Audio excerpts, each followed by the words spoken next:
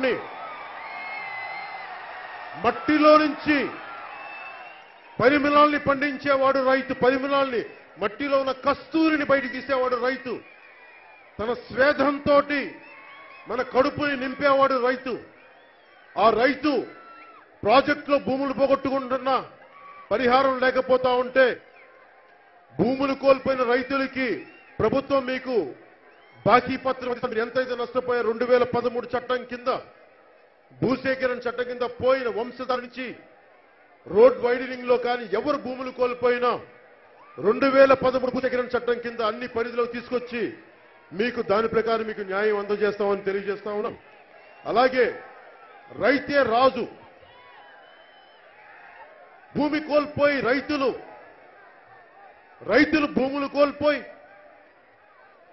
ఎవరెవరో ఎక్కడెక్కడో నుంచి వచ్చిన పరిశ్రమలు, మన కాకినాడ ఎస్సీజెడ్ కానీ, మీరు భూములు కోల్పోయి మీరు రోడ్ల మీద ఎందుకు పడాలి?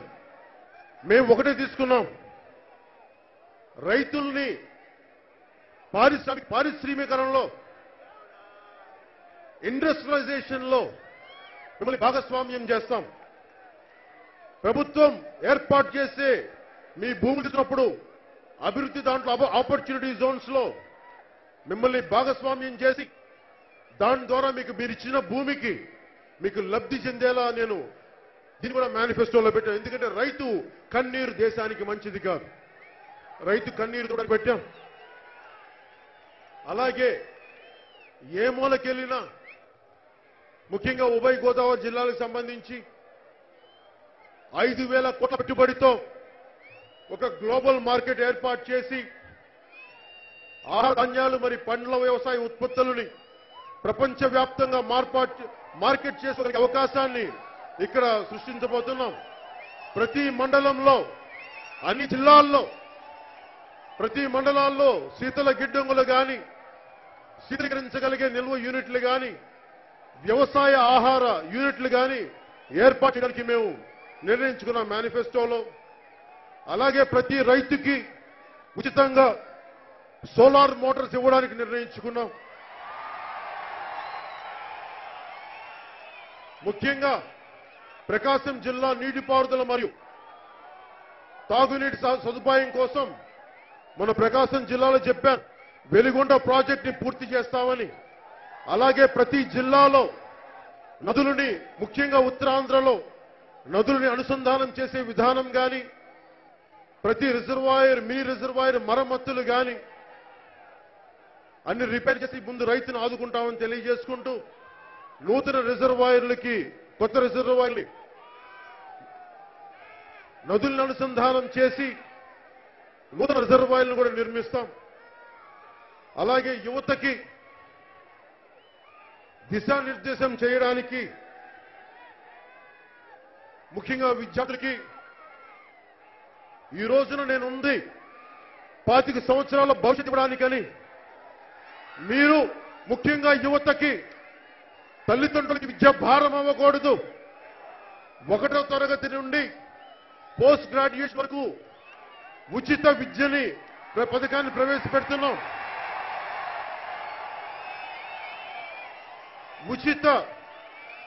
మీరు కాలేజీకి వెళ్ళాలన్నా మీ ఐడి కార్డ్ తోటి ఉచిత రవాణా సౌకర్యం కల్పిస్తున్నాం. అలాగే భోజనాలకి, తినటానికి ఒక రోజున ఒక్కొక్క వెనుకబడిన జిల్లాల నుంచి కానీ, ఎక్కడెక్కడ దూరభారాన ఉన్న ఆడబిడ్డలు కానీ తిండికి ఇబ్బంది పడతా ఉంటే ప్రతి చోట విద్యార్థులకి మీరు మీ ఐడి కార్డు చూపిస్తే డొక్కా సీతమ్మ గారి క్యాంటీన్లో ఎందుకు పెట్టినానంటే, చంద్రన్న గారి అన్నదానం కాదు ఇది, జగన్మోహన్ రెడ్డి గారి అన్నదాన పథకం కాదు. ఎందుకంటే వాళ్ళెవరు వాళ్ళ జేబులో డబ్బులు ఇవ్వట్లేదు.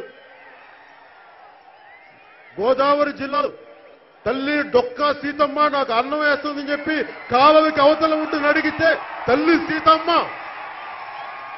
అర్ధరాత్రి అపరాత్రి లేకుండా అన్నం పెట్టేదంట.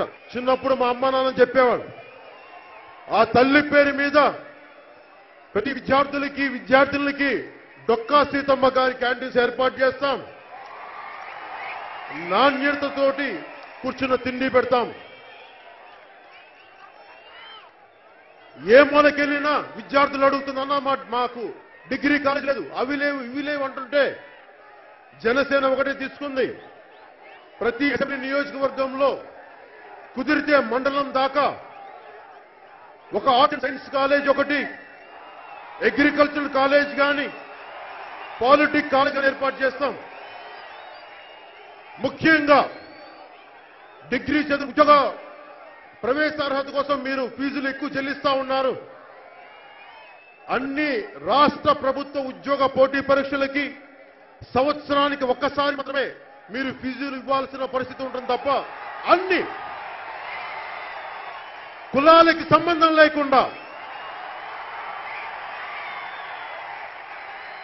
మీరు ఉన్నత కులాల అణగారిన కులాలే కాదు, విద్యార్థులే. చిన్నపిల్లలు వీరికి కుల వివక్ష లేదు, మత వివక్ష లేదు. ఎదిగే వయసులో కులాల మధ్య చిచ్చు పెట్టడానికి పోవడానికి మేము కామన్ స్కూల్ సిస్టమ్ పెడతా ఉన్నాం. అన్ని కులాలకు సంబంధించిన విద్యార్థులు కామన్ హాస్టల్స్ డెవలప్ చేస్తాం. ఎందుకంటే భారతదేశానికి దిశానిర్దేశం చేయగలిగేది యువతే. యువత మీలో మీరు కొట్టుకుంటా ఉంటున్నది ఆ కులం, నేను ఈ మతం అంటే దేశానికి కావాల్సింది స్వామి వివేకానంద కోరుకుంది ముక్కు నరాలు, ఇనప కండరాలు, వజ్రాయుధం లాంటి మనసున్న యువత కావాలి దేశానికని కోరుతున్నాడు. మనలో మనం కొట్టుకుంటే ఎట్లా, మనలో మనం తిట్టుకుంటే ఎట్లా? అందుకని వజ్రాయుధం లాంటి మనసుని ఎందుకన్నాడు ఆయన. వజ్రాయుధం లాంటి మనసు అంటే నేను అడ్డదారులు తొక్కైనని చెప్పి అట్లా అది కాదు. వజ్రాయుధం చేసింది దదీజీ మహర్షి యొక్క వెన్నెముక నుంచి త్యాగానికి చిహ్నం. ఎవరైతే అత్యంత త్యాగపూర్వకమైన మనసుతో అది వజ్రాయుధం లాంటి మనసు.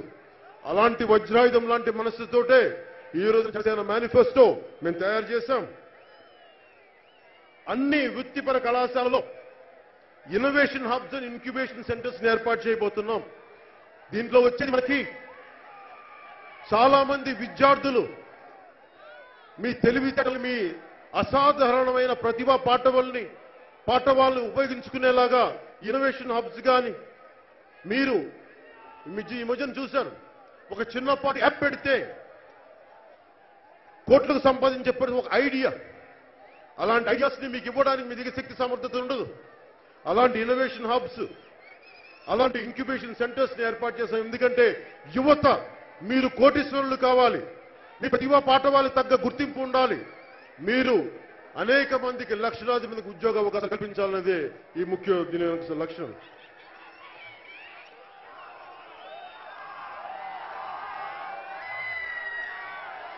అలాగే ఉద్యోగాలు ప్రభుత్వం వచ్చిన 6 నెలల్లోనే ఏ మొదలైనా శ్రీకాకుళం నుంచి అనంతపురం దాకా ఏ మూలకెళ్ళినా ఏ జిల్లాకి వెళ్ళినా అడుగుతుందన్నా మాకు బ్యాక్లాగ్ ఉద్యోగాలు ఉండిపోయి పూర్తి చేయట్లేదంటే ప్రభుత్వం ఏమడుగుతుంది, ఖజానాలో డబ్బులు లేవంటారు.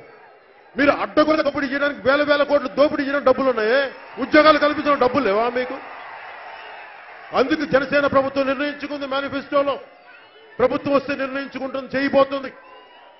అన్ని బ్యాక్లాగ్ ఉద్యోగాలని దాదాపు 1,00,000 ఉద్యోగాలను ఐడెంటిఫై చేశాం.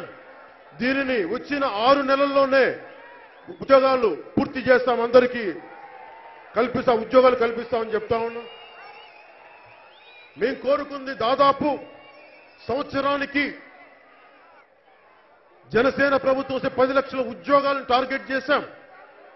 10 లక్షల ఉద్యోగాలని ఆస్పిరేషన్, ఇది మాకు 10 లక్షల ఉద్యోగాలు క్రియేట్ చేయాలి. ఎందుకంటే ఆకాశానికి ఇలా నక్షత్రాన్ని చేరుకోవాలంటేనే కనీసం భూమండలాన్ని దాటగలం. మేము కోరుకుంటున్న 10 లక్షల ఉద్యోగాలు సంవత్సరానికి సృష్టించగలిగే వ్యవస్థను ఏర్పాటు చేయాలి. దాంట్లో భాగం ముందు 1,00,000 జాబ్స్ ని ప్రభుత్వంలోనే పూర్తి చేస్తాం. అలాగే సర్వీస్ సెక్టార్లో కానీ, పంచాయతీ వ్యవస్థలో కానీ, బ్యాంకింగ్ లో కానీ, నర్సెస్, పారామెడికల్ స్టాఫ్ లో చాలా సర్వీసెస్ వింగ్లు అన్నిటి కలిపి hotels and tourism, IT, entertainment లో దాదాపు 3 లక్షల ఉద్యోగాల్ని సృష్టించడానికి రెడీ అయ్యాం. అలాగే ఇన్ఫ్రాస్ట్రక్చర్ లో, ఎలక్ట్రానిక్స్ లో, ఫార్మసీలో దాదాపు ముందుగా రాగానే 50,000 జాబ్స్ ఐడెంటిఫై చేశాం. దాన్ని 2 లక్షల జాబ్కి తీసుకెళ్తామని మీకు తెలియజేస్తా ఉన్నాం.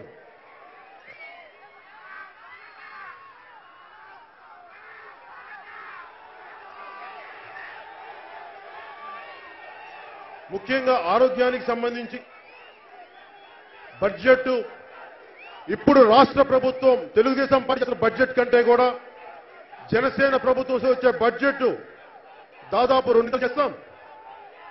హెల్త్ బడ్జెట్ ప్రతి మనిషికి, కులానికి, మతానికి, ప్రాంతానికి, మీరు ఏ స్థాయి వ్యక్తులు, మీరు డబ్బున్న వాళ్ళ లేదో అసలు సంబంధం లేకుండా ప్రతి ఒక్కరికి, ప్రతి కుటుంబానికి